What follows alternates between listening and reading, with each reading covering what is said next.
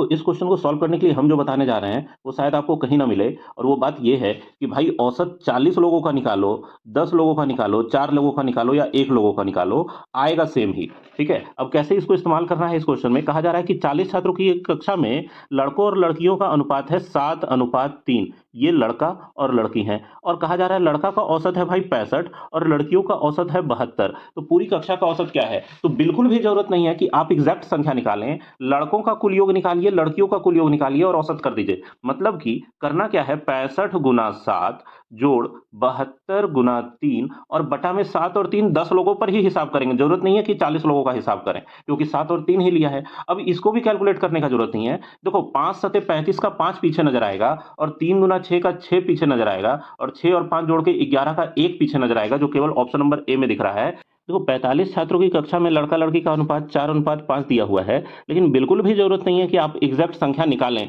बस 4-5 को ही संख्या मानते हुए हम लोग क्वेश्चन सॉल्व कर सकते हैं। कहा जा रहा है लड़कों का औसत अंक कितना है भाई, 75, और लड़कियों का औसत अंक है 82। तो देखो होगा क्या, अगर 4 गुना 75 करोगे तो 75 गुना 4 लड़कों का कुल योग हो जाएगा, और 82 गुना 5 हो जाएगा लड़कियों का कुल योग। और इसको जोड़ के हम लोग 5 और 4 9 से ही डिवाइड करेंगे, 45 का जरूरत ही नहीं है। 75 चौका होता है भाई 300, और 82 पचे कितना हो जाएगा, तो 80 पचे 400, और 2 पचे 10 मतलब 410, और 9 से इसको भाग लगा दो। तो 300 जोड़ 410 होता है 710, और बटा में हो जाएगा 9। 9 से देखो 710 में भाग लगाना है, तो 9 सते 63 और 8 71 80। अगर ये 81 हो जाता तो 9 बार में लगता, लेकिन ये 81 नहीं होके 80 है, तो 79 से थोड़ा सा कम आएगा, जो कि ऑप्शन नंबर सी में है। देखो, बिना माचिस के कैसे आग लगाना है एग्जाम में, इस तरीका को देखो। क्या कहा जा रहा है कि एक कक्षा में 35 छात्रों द्वारा प्राप्त किए गए अंकों का औसत है 63, और 2 छात्र और जिनका औसत कितना है 85.5 जोड़ दिया जाए तो छात्रों का नया औसत क्या होगा। तो जनरली लोग क्या करते हैं कि 35 छात्र हैं, 63 औसत है, तो गुना करके कुल योग निकालेंगे। फिर 2 छात्र को 85.5 से गुना करके कुल योग निकालेंगे, और कुल छात्र 35 और 2 37 हो गए, तो 37 से भाग लगा के बहुत खतरनाक तरीके से आंसर निकाल के लाएंगे। लेकिन देखो, इतना करने का जरूरत नहीं है। सिंपल ये सोचो कि औसत कितना हो गया 85.5, पहले औसत था 63, तो औसत में बढ़ोतरी कितनी हो गई, तो 22.5 की बढ़ोतरी हुई। ये 22.5 की बढ़ोतरी 2 छात्र लेकर आए हैं, तो इसको 2 से अगर गुना कर दें तो क्या मिलेगा भाई, 22.5 का दुगुना 45। और ये 45 जो कुल योग बढ़ गया, ये 37 छात्रों में बढ़ेगा।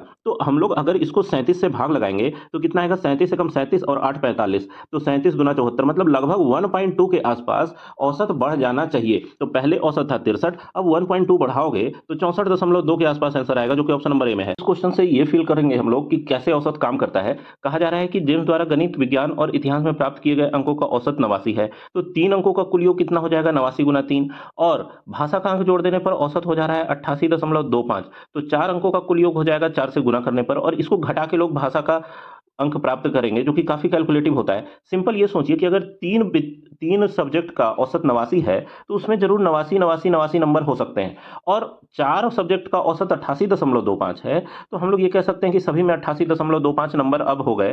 तो आप ये कह सकते हैं कि भाई मैथ में कितना घटा भाई, तो 89 में से 88.25 घटाएंगे तो 0.75 घटा। उसी तरीके से विज्ञान में कितना घटा, इसमें भी 0.75 घटा, इतिहास में भी इतना ही घटा, और भाषा में अगर 89 नंबर हुआ होता, जो कि है नहीं, तो इसमें भी 0.75 घटता। मतलब भाषा में 89 नंबर होने के कारण कुल 3 की कमी आती।